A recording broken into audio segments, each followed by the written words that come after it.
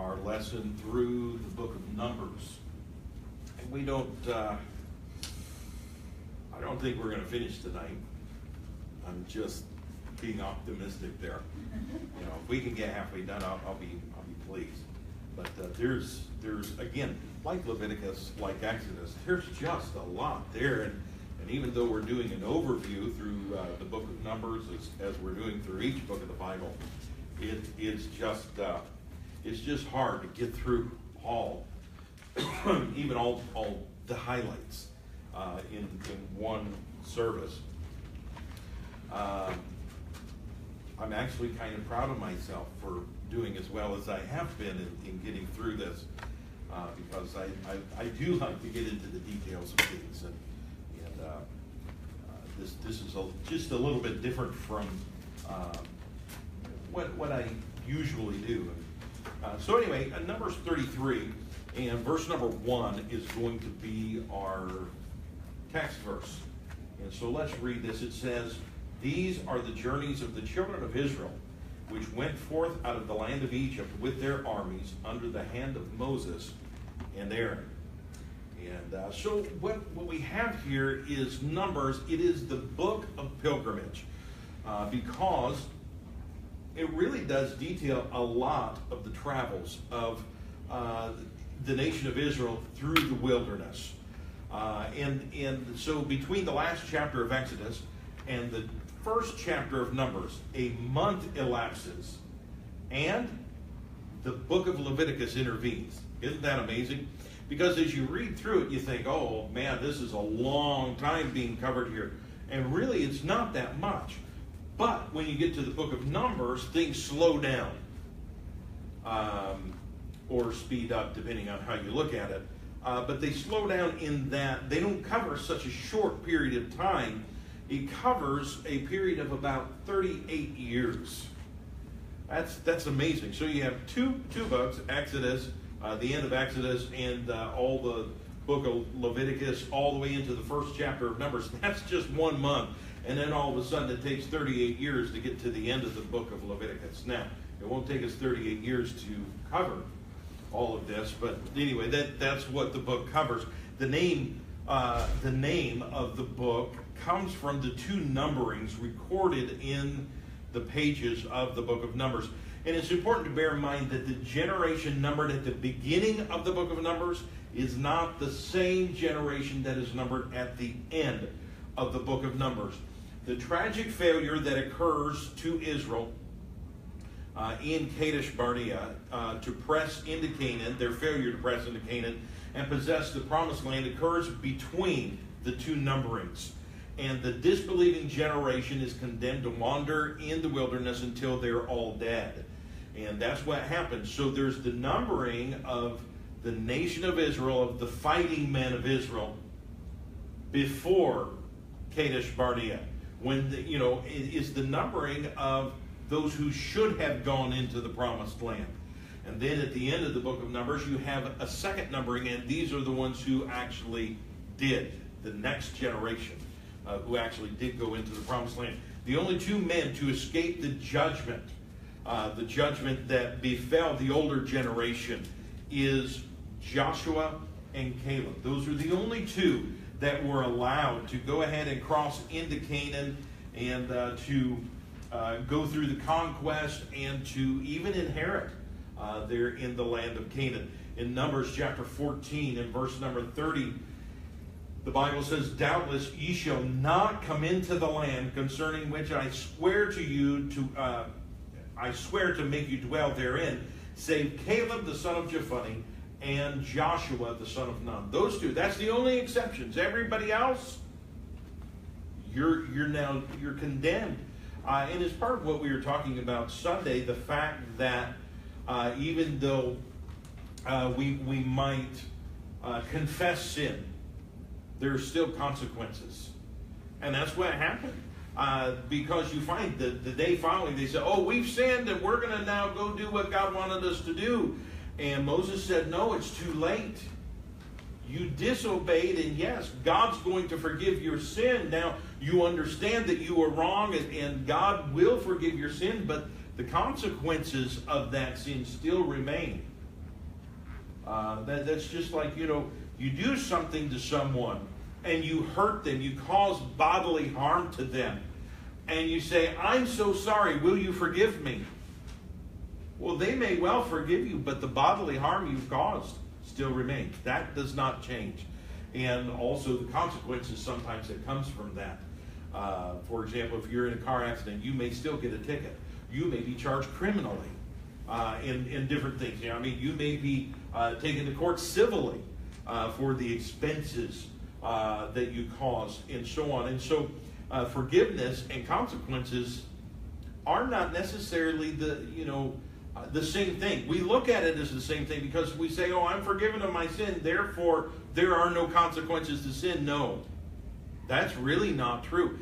Forgiveness of sin comes because Christ died for our sin and He shed His blood for our sin. But you know what?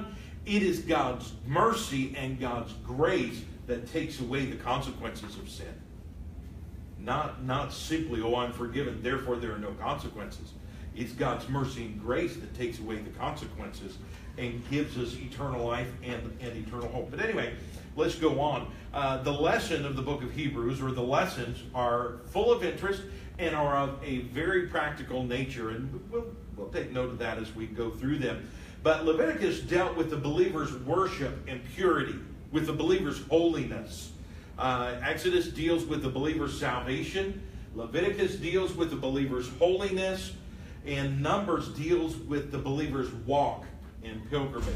It deals with the practicality of living for the Lord and following the Lord, just on a daily basis. That's really kind of what we find in the book of Numbers. It should be remembered that the wanderings in the wilderness, which occupy our attention in the book of Numbers, were brought on by disobedience.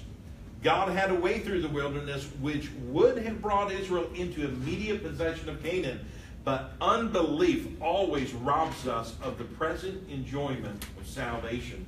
Oh, I believe God for salvation. They believed God enough to follow through the Red Sea into the wilderness, but they didn't believe God enough to go ahead and follow on into the promised land. And because of that unbelief, there were consequences. They weren't allowed to go into the promised land. And it's the same thing. We can have faith that Christ will save us from our sins. We can have faith that God will give us eternal life and that we can have a relationship with God. But then we can follow that up with unbelief. God says, I want you to X, Y, Z, whatever it is that God has for you to do. And we fail to do that.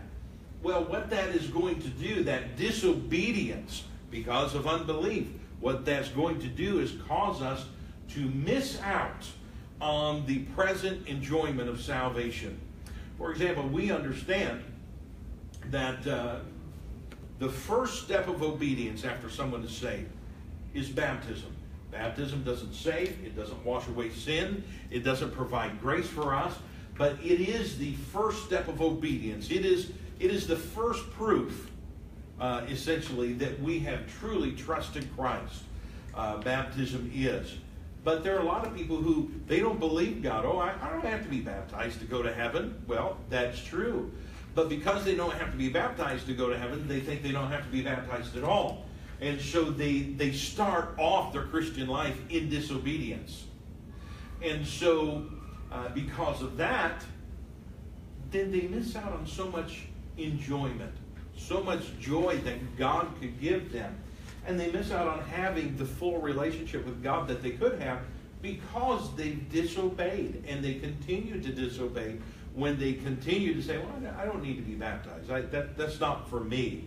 But here in Hebrews chapter 3, verse 19, the Bible says, so we see that they could not enter in because of unbelief. And that was their problem. Now let's go on here. We see preparations for the march. And to begin with, turn over to 1 Corinthians chapter 14.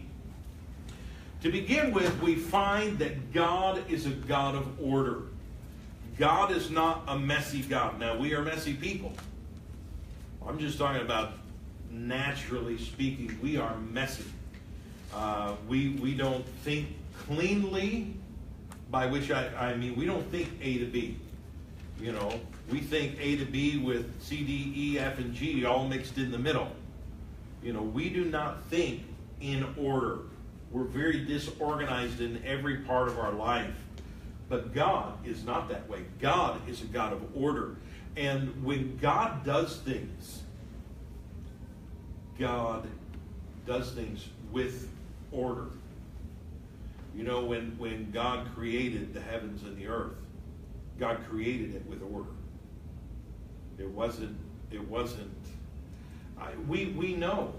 We know when different comets will come by. We know when there will be an eclipse, whether a solar eclipse, a lunar eclipse, doesn't matter. We know when that's going to happen. How do we know? How is that possible that we would know that? Because when God created the heavens and the earth, He did it with order and with precision. And it happens that way again and again. And so, let's read this here in 1 Corinthians 14. Verse number 33, it says, "For God is not the author of confusion, but of peace, as in all churches of the saints." So God's not the author of confusion. What is He the author of? Order. He's the God or the author of order. And so when we're talking about preparations for the march, because God is a God of order, He's going to make sure that when they set forward, it wasn't going to be, okay, we're going to go and just everybody runs for the door. That's not how God works. God works in order. It's just like when we have a potluck, okay, or when we had the barbecue, the church cookout. When we did that and we had all the food, what did we do? We tried to have order by saying, okay, we're going to have the adults go first, children with their parents, and so on like that. You tried to have some sort of order. This is what God did with Israel in the wilderness. He said, okay, it's not going to be a free-for-all. It's going to be in order. So one thing that the book of Numbers impresses upon us is the fact that while Israel numbered 2 or 3 million people, they were not a mob in the wilderness. It wasn't just every which way. It was organized. The camp of Israel was orderly, spread out around the tabernacle according to divine decree. Each person had their proper place among the children of God. All things were done decently and in order. Since we're here in 1 Corinthians 14, let's read verse 40. It says, "Let all things be done decently and in order." Why? Why should all things be done decently and in order? Because God is a God of order. If we want to worship God and serve God acceptably, it's going to have to be really in an organized manner. People, and I don't know that some of you have talked to anybody this way, but there are people who say, well, I don't believe in organized religion. Okay, and partly I understand what they're trying to say. But the truth of the matter is, God is an organized God. And if we're going to worship God, it's going to have to be in an organized way. Not just, well, I worship God in my own way and somebody else worships God in their own way. There's going to be an organized manner by which we worship God. Let's go back over to Numbers chapter 2. Numbers chapter 2. And we'll read the first 2 verses here once we get over there. Numbers chapter 2, verse 1. "And the Lord spake unto Moses and unto Aaron, saying, Every man of the children of Israel shall pitch by his own standard with the ensign of their father's house. Far off from the tabernacle of the congregation shall they pitch." So what is he saying? Every person has their place. Every person has their place. It's going to be organized. It's going to be laid out cleanly and arranged properly. And you see here we have the chart here that we've inserted in the lesson. And we're not going to spend a lot of time dealing with every aspect of that. But you see there's to the east, there's a camp of Judah. And the tribes of Judah, Issachar, and Zebulun, that's where they camped. None of the others, Reuben, Benjamin, they couldn't go camp over there. Well, I like it over there better. There's more shade over on that side, or they're closer to the water over on that side. No, that is exactly where they were to camp, right there. And the others were to camp exactly where God told them. God had a place for everybody. But again, that tells us that God's a God of order, but it also tells us that God has a place for everybody to be. God has a place for everybody to serve him. And it's not, well, I think I can do this today, and then tomorrow, well, I think I can do that. God has a specific place for us to serve him. And it is for us to understand. It's for us to seek God's face and God's wisdom and direction to know where that place is, so that we can be in order, in God's order, as far as God's order for your life and for mine. Then the fighting men were counted. And back over here in Numbers chapter 1, we see that pedigree was the determining factor for this.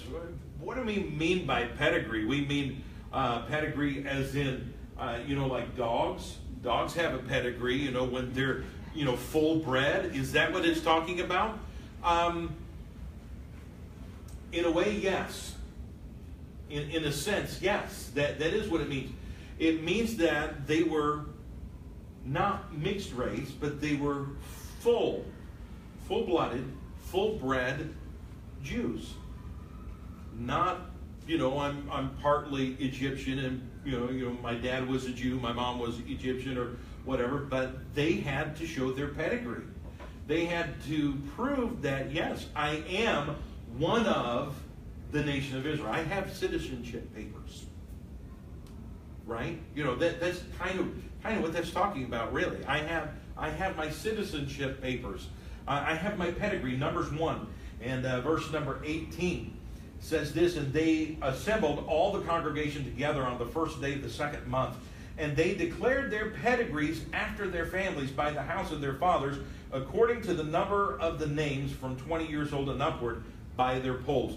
So that would be like having to prove your citizenship. So you have to show your birth certificate to show that either you were born, within, like if you're going to be a Canadian citizen, that you were born in Canada, or that you have to prove that your parents were Canadian. Therefore, you can be, you have claim to Canadian citizenship. And that's what's going on here. And here's why. Because we'll see that only true Israelites were allowed to fight the battles of the Lord. Look at verse 19. As the Lord commanded Moses, so he numbered them in the wilderness of Sinai. And the children of Israel, or children of Reuben, Israel's eldest son, by their generations, after their fathers, by the house of their fathers, according to the number of the names, by their polls, every male from 20 years old and upward, all that were able to go forth to war. Those that were numbered of them, even of the tribe of Reuben, were 46,500. So what does that tell us? They weren't out. They didn't put an ad on Kijiji, hey, we're looking for people to fight for us. They weren't looking for mercenaries to come in and fight their battles. It was God's way that God's people fight their own battles, not bring somebody in to fight for them. And there is a great practical and spiritual lesson in this. God's people should not look to enlist the help of those who are lost in fighting the Lord's battles. By way of illustration, we don't have a piano player. Well, we don't have a piano, but I mean, that's beside the point. We don't have a piano player. And there are some churches that they will put an ad on Kijiji or, in the newspaper or whatever, looking for a piano player. I knew a man years and years ago. My parents knew him when he was young, but I met him once. And he had grown up in an independent Baptist church, and he had some musical ability. He could play the piano, he could play the organ well. And so the Catholic Church was looking for someone to play the organ. So that's what he did. Every Sunday he'd go down and play the organ for Mass. That was his job. And when we're looking at this, and when we're considering this, how does this affect, this is God's order. This is God's order that God's people take care of God's business. Well, what do we learn from that then? We shouldn't be looking at other churches or looking for lost people to come in and fill positions that we need filled, looking for a piano player or whatever it is that we're looking for. We're not going to go outside looking for that.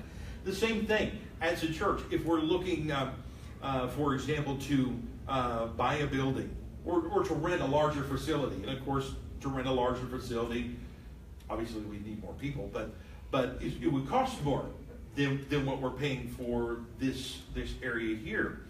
And so, well, where are we going to get the money for that? Well, I tell you what, let's go take up donations. Let's go door to door and ask for donations for our building so that we can rent and we can afford a different building.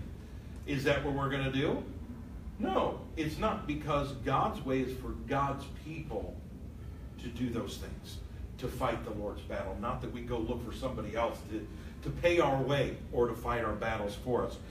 The Levites are counted in Numbers chapter 3 and 4. We're not going to go through and read all of that, but there are three families of the Levites that are discussed here. There are the Gershonites, the Kohathites, and the Merarites. Each family were descendants, obviously, of the sons of Levi. The handling of the tabernacle and its furniture was entrusted to these Levites. And when the princes gave their their offerings of dedication for the tabernacle, they gave wagons and oxen for the transportation of the tabernacle. There was an unusual division made by Moses, and let's look at this over in chapter 7, Numbers chapter 7, because this unusual division, it has to do with the Levites. It has to do with the sons of Levi. So there's the three different families. Remember that, the three different divisions of the Levites. And here in Numbers chapter 7 and verse number 3, it says, "And they brought their offering before the Lord, 6 covered wagons and 12 oxen, a wagon for 2 of the princes, and for each one an ox. And they brought them before the tabernacle. And the Lord spake unto Moses, saying, Take it of them, that they may be to do the service of the tabernacle of the congregation. And thou shalt give them unto the Levites, to every man according to his service." Okay, I'm going to give it to the Levites. There's 6 wagons, 12 ox. And so we're going to divide that then between the Levites. So you would think there's 3 families, right? So instead of, it's going to be 2 wagons for each family, right? Because there's 6 wagons, 3 different families. So 2 wagons for each. That would be normal, right? That would be equal. And of course, we have to do everything equally, right? That's what we're told. But that's not what happened. In verse number 7, it says, or verse 6, "And Moses took the wagons and the oxen, and gave them to the Levites, 2 wagons and 4 oxen.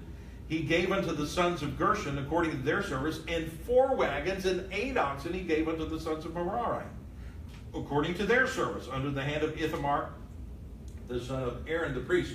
So wait a minute. What about the Kohathites, the sons of Kohath? They're totally ignored. Boy, that's rude. Did not Moses know about them? Did he forget about them? I mean, really, honestly speaking, that's his cousins. I mean, was he mad at them that day, and that's why he didn't give them any wagons? No, the reason for that is because, as we'll see here in verse 9, this division becomes clear when we understand that the Kohathites were entrusted with the transportation of the ark, the table of showbread, the candlestick, the altar, and the vessels of the sanctuary, and these sacred objects were to be carried by hand. That's why they didn't get any wagons. So see, God knew what he was doing when he did that. Look here in verse 9. "But the sons of Kohath he gave none, because the service of the sanctuary belonging unto them was that they should bear upon their shoulders." So they didn't get any wagons. And as we get later on, you can find a good correlation and lessons when we get into the reign of King David, but I bet we don't have time to look at that when we get there. Let's go on just real quickly and look at the people's complaint. Someone has suggested that a better title for the book of Numbers would be the book of murmurings. And that's true because they are complaining all the way through the book of Numbers. They complained about the manna. Look over in chapter 11. From the time that the people left Egypt till the time that they forfeited their right to enter Canaan, they complained. And even afterward, they complained. But here in Numbers 11, verse 4, and the mixed multitude that was among them fell a lusting. And the children of Israel also wept again and said, who shall give us flesh to eat? We remember the fish which we did eat in Egypt freely, the cucumbers and the melons and the leeks and the onions and the garlic. But now our soul is dried away. There is nothing at all beside this manna before our eyes. And so they complained. They complained about the manna. They complained about what God provided for them. This is what you call biting the hand that feeds you. I mean, that's what that is. But they complained about the manna. And then down in verse 24 of the same chapter, they complained about the prophetic gift that was exercised by others. Look here in verse 24. And Moses went out and told the people the words of the Lord, and gathered the 70 men of the elders of the people, and set them round about the tabernacle.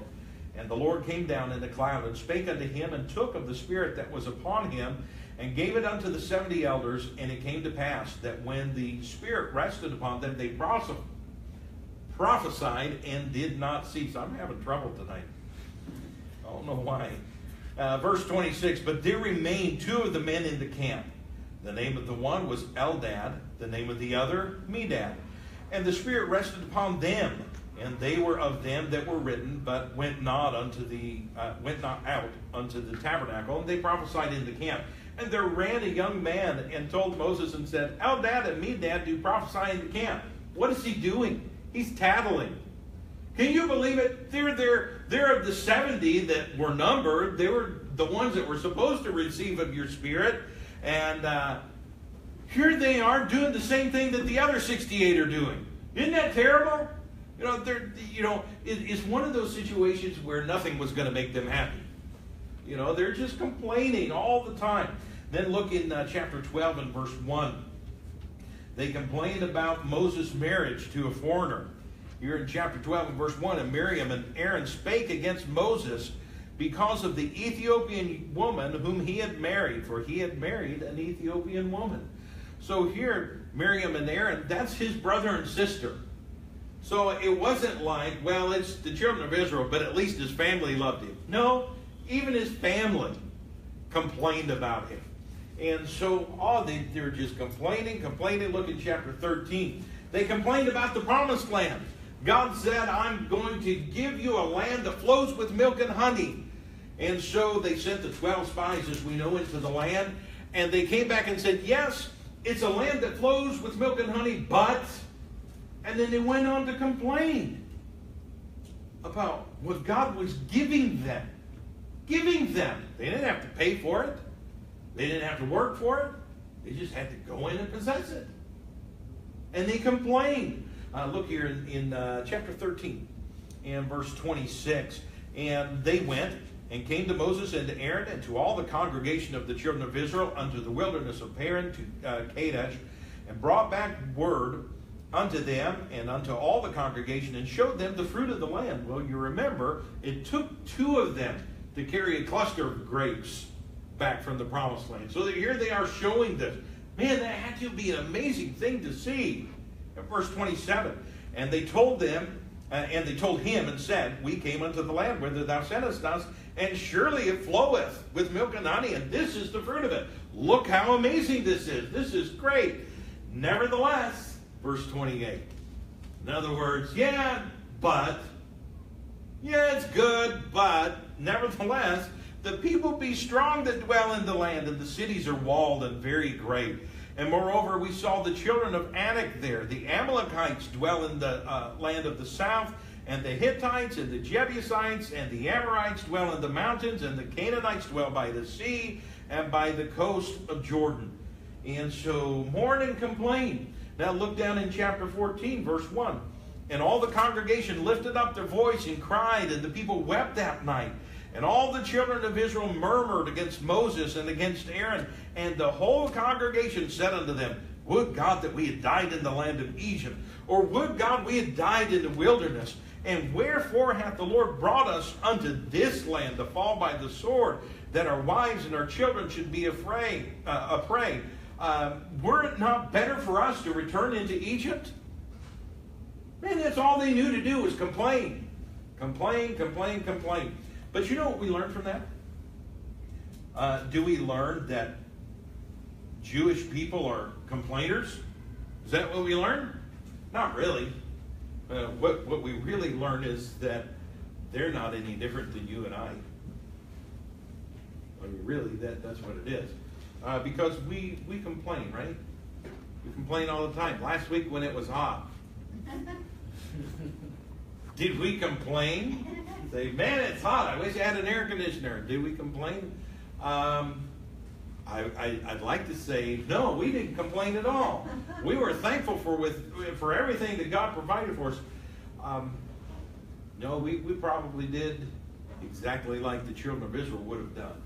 Can you imagine? I mean, can't you see them sitting in the door of their tent there in the desert, in the wilderness, the Sinai Peninsula there? I mean, it's desert.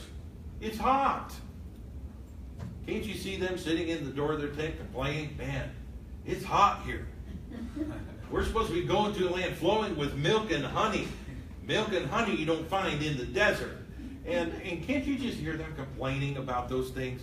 And so we learn they're not any different than we are. We complain too. But we can learn also from their example. We see they complained about God's blessing. They complained about things that God was doing for them. And they complained as if it was something that God was doing to them. Something bad. And so we need to learn from their example. And what do we learn? We learn not to complain. We also learn to appreciate the things that God has provided for us. Rather than complain to the point where God says, fine, then you don't get it. Because that's what happened to them with the promised land, isn't it? They complain, oh, this is terrible. We should have just stayed in Egypt. We were better off as slaves than going into the promised land. Boy, that's some bad complaints there. And God said, fine, then you won't go in, your children will. And all that generation died out in the wilderness. We need to learn from their example. Don't complain when God's directing us and God's trying to do something for us. Appreciate what God's done and thank God for what God's done and trust God for what He's doing, because God's going to take care of it if we'll trust Him. So we're going to go ahead and stop here. And so let's stand together with our heads bowed and eyes closed.